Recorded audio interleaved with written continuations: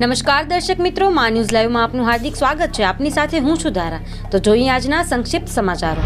24 જ કલાકમાં બીજા જહાજ પર ડ્રોન એટેક. ભારત બાદ હવે યમન પાસે જહાજ પર હુમલો. લોકસભા ચૂંટણીને ધ્યાનમાં રાખીને કોંગ્રેસ પાર્ટીએ કર્યા મોટા ફેરફાર. પ્રિયંકા ગાંધી પાસેથી ઉત્તર પ્રદેશની જવાબદારી પરત લેવામાં આવી. આખી દુનિયામાં કોવિડના નવા કેસમાં 52% વધારો થયો છે. 20 નવેમ્બરથી 17 ડિસેમ્બર વચ્ચે વિશ્વભરમાં 8,50,000થી વધુના નવા કેસ.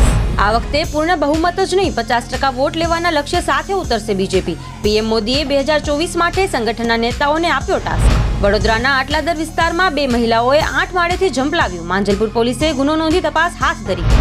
સુરતમાં BRTS બસે એક મોટો એક્સિડન્ટ કરી 8 લોકોને કચડી નાખ્યા હતા, જેમાં 2થી વધુના ઘટના સ્થળે જ મોત. જમ્મુ કાશ્મીરમાં આતંકીઓની નાપાક હરકત. મસ્જિદમાં અઝાન આપી રહેલા પૂર્વ SSPને ગોળી મારી. કલોલના છત્રાલ હાઈવે ઉપર અકસ્માતમાં યુવકનું મોત. કોરોનાનો વધતો વ્યાપ. નવરંગપુરા, થલતેજ, ગોતા, મણિનગરમાં કોરોનાના 5 નવા કેસ. દેથલી શક્તિપુરા રોડ પર ડાલામાંથી કતલ કરવા લઈ જવાતા 4 પશુઓને ગ્રામજનો દ્વારા બચાવાયા. નડિયાદમાં અજાણ્યા વાહનની ટક્કરે રસ્તો ઓળંગતા રાહદારીનું મોત. મણિપુરમાં મોટા ષડયંત્રનો પર્દાફાશ. સર્ચ ઓપરેશનમાં હથિયારો અને દારૂગોળાનો મળ્યો ભંડાર.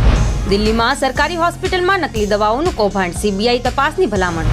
મહેસાણાના અધિકારીઓની જાસૂસી કાંડ મામલો. 2 શખ્સોની કરી ધરપકડ. દ્વારકામાં આહિર સમાજનો મહારાસ. 37,000 મહિલાઓ રાસમાં જોડાઈ. 2 લાખથી વધુ લોકો ઉમટ્યા. ગઈકાલે જગત મંદિરમાં ચડાવાઈ હતી 52 ગજની ધજા.